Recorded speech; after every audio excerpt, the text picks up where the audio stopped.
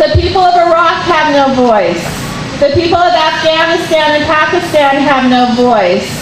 And how can we just sit here and not help them? How can we pretend like we actually have an administration that wants to help when they don't? It's obvious they don't. We need to be the people that bring change, because it's not going to come from our government. No matter who's in power, it won't come from our government. So we're the ones that have to bring the change.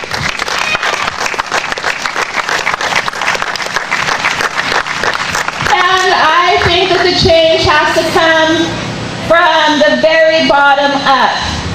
That we have to, here where we are, create systems that are healthy. We need to create our own systems that are peaceful. We need to create our own systems that are prosperous. We need to create our own systems that bring environmental sustainability. Because, trust me, the top 2% in this country are working always against us and working always against our interests.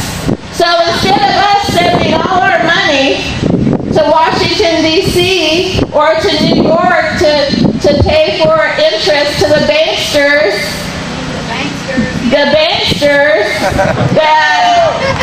just want to keep us debt slaves forever, we need to keep our money locally. We need to take our money out of banks. We need to stop using their diseased system of credit, because that's what keeps us slaves to the robber class.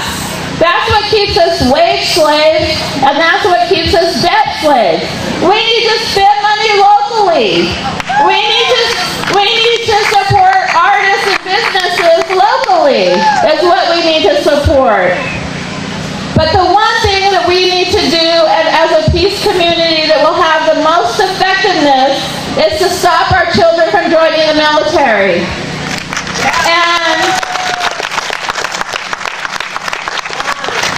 what happens over and over and over again, I know many of you are veterans.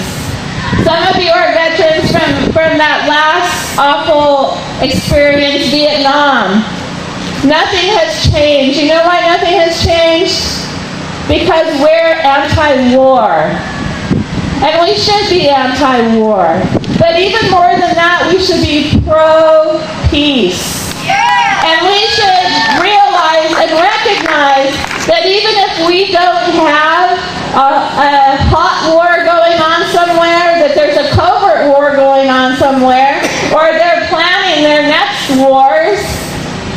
And what we need to do, and this is my message, whether it's George Bush or Barack Obama, it's the system that we should be always fighting against, not the people that are just tools of the system. It has to be the system, and what systems keep us oppressed. It's a banking system. It's Wall Street. It's the corporate media, and it's the government. They work together to keep us oppressed. They work together to keep us stupid, and they work together to like foment this false nationalism, this false patriotism that works against us and works against our children. So what we need to do, and I started to say that, is work together to not only tell our young people that the military is never an option. It's never an option. But we need to give them healthy options and alternatives to the military. So we need to work on that as a local community. You know what your community needs, and you need to work on that locally. I have a new book called Myth America. I don't have a list. It's Myth America, MYTH America.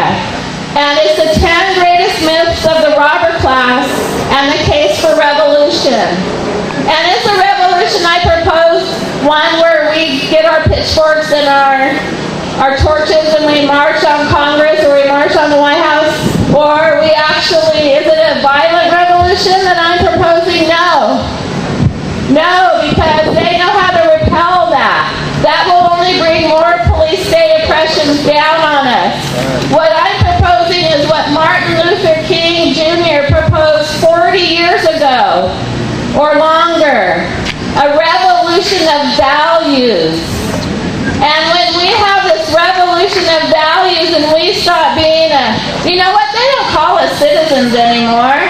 They call us consumers. When we stop being consumers and when we stop supporting their system with our labor and our tax dollars and our children, that's undermining their system, and that's a revolution. That's one that they can't repel. And if everybody in this world did one thing, then there wouldn't have to be a few people to do everything. And that's revolutionary change. And that's totally making systems that we support each other. We stop being codependent with that robber class. I call us the robbed class. And we have been being robbed for centuries in this country. So, I also have a radio show called Cindy Sheehan Soapbox. You can listen to it at cindysheehansoapbox.com. So I've been very busy. But seriously, don't come up to me and say that I'm being mean to the president, or it was okay to be mean to Bush, but it's not okay to be mean to Obama. I'm not. I'm challenging the system that they are just cogs of. They're just tools of that system. And so if I speak the truth about Bush, it's the same truth under Obama. I have many people write me from the right, wherever that exists anymore. I don't even know about these labels anymore. They say, Cindy, you're such a hypocrite because you protested George Bush, you protested his wars, but you're not protesting Obama and his policies. And I say, first of all, you're not paying attention because I am. And secondly, if you don't support Obama because he's doing the same thing as Bush, then that makes you the hypocrite.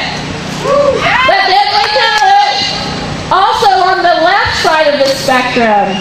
If we're not out doing everything we can against the policies of this empire, no matter who happens to be emperor, and we're against killing and torture when George Bush was president, then we have to be against it when Obama is president. We have to. We have to have courage and integrity here because the politicians don't have it there. So we have to have the consistency of vision and the courage to implement that. So again, thank you so much for being here. It's great to be here and it's great to meet you all. Thank you.